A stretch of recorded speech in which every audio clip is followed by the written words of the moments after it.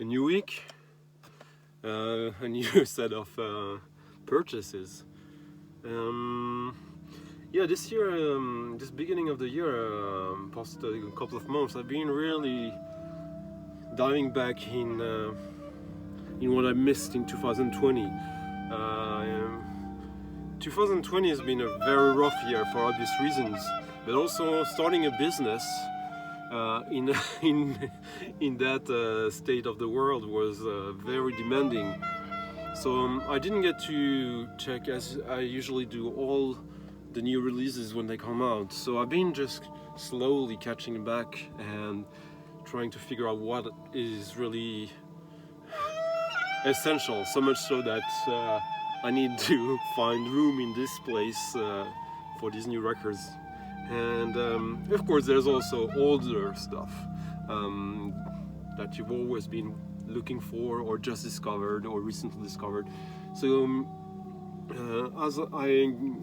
the business is starting to float a little better. I got a chance to get to digging a little more in the past few weeks. So here is one of the latest additions, a record I've been after for quite some time. Sylvain Kassap, a French horn player, reed player. On this he plays saxophones, clarinet, clavier, keyboards and perks, and he does it all. Apart from the arrangement on one track on this album. So this is on Evidence, not a very known label, even in France. This is, I don't see the date, I believe this is from the early mid-80s. I think it's becoming quite rare, but I know a place where they got stock copies of this. So if you're interested in getting this, Alex, I'll hook you up. This is really fantastic. I'm listening to this for the first time on vinyl right now. All these records we're gonna play now, first time on this sound system. I've heard them before or on the internet, but this is the moment of truth. Is it sounding good as well?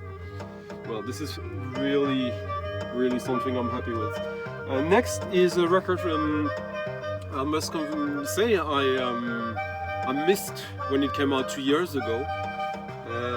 I knew about them, but I was on the fence always, and lately a few other members of the vinyl community, Vinyl Richie, Aaron, made me think a little more about them. So now I jumped the gun and finally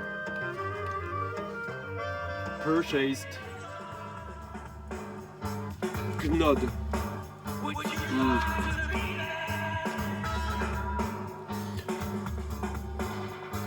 Very difficult to describe, or not. It is kind of like industrial stoner rock with some elements, like the way the singer sings, kind of reminding me of where Killing Joke were at in the first half of the 80s, at the crossing of industrial, punk and metal. This is really good. And they've released an album last year with a Portuguese percussionist. It's pretty good. I was considering buying it, but then it got out of sold out everywhere. And when I finally got a chance to get it for a normal price again, I thought, yeah, it's good, but maybe not essential. This is, in my opinion, from everything I surveyed from their career. I've been listening to quite a few of their records. There's one record shop here in Stockholm that had quite a few of their older stuff, but this is the one I think really, yeah, is really essential. And next, what do we have? Yes, something quite different, as usual.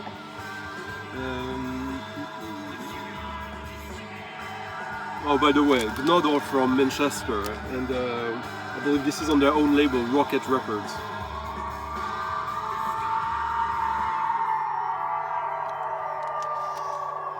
Now, how to describe this? This will be more difficult. This is a band called Pale Cocoon. This is a Japanese band. This was originally released in '84 as a cassette, an audiobook, book with a cassette, and it recently got reissued last year as a double LP. And I find this absolutely fantastic.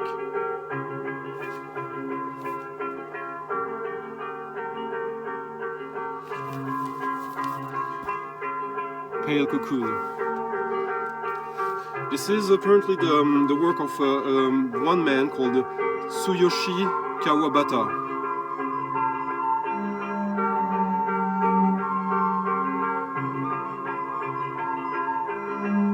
And yeah, it is was reissued on a label called Accidental Music. But I believe this is still a Japanese production, this reissue. Incidental Music and Konatala are the organization that reissued this. Gorgeous.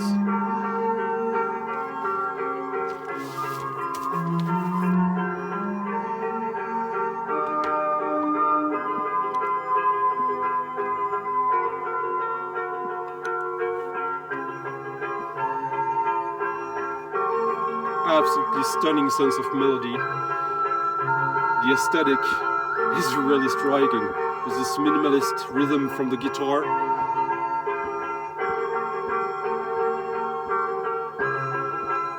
Yeah, very happy with this purchase. Now something much older that I've been after for quite some time, just waiting to find it in a shop for nothing, for a really good price.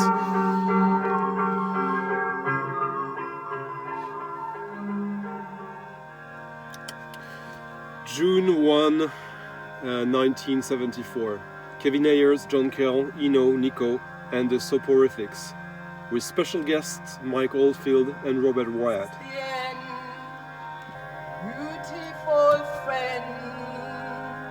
Lots of people here, as you can see. This is a live show that took place in France.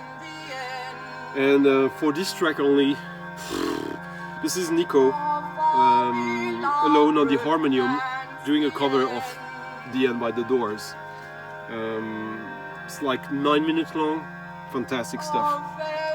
And the rest is not bad as either, but yeah, you can find this easily. There's like tons of editions of this. This was released on the island, obviously. Well, obviously, maybe not that obvious, but that's where most of this music was issued back then. And now,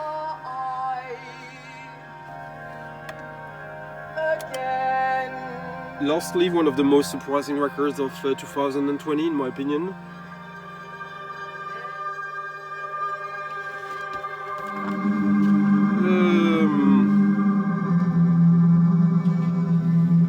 Lyra, Pramuk, Foehn is the name of the album.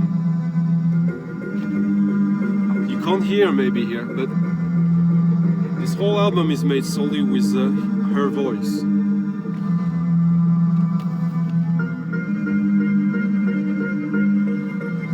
I believe this is her first album. She's been heard on the recording of one artist that I really don't like, so I won't even name that to give you any prejudice if you are in the same family I am, Michael 45. This is I believe 8 tracks or 9 tracks.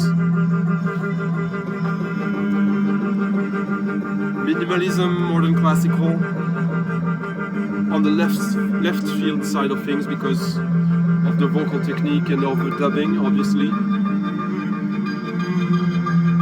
This is almost musique concrète, also in a way, using only sounds that are not coming from a musical instrument, unless you consider the voice a musical instrument. Fair enough. Lyra, Pramuk.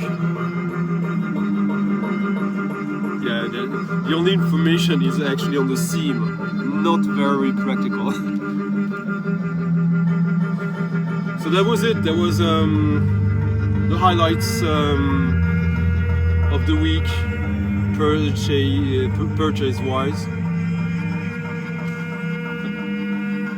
Stunning.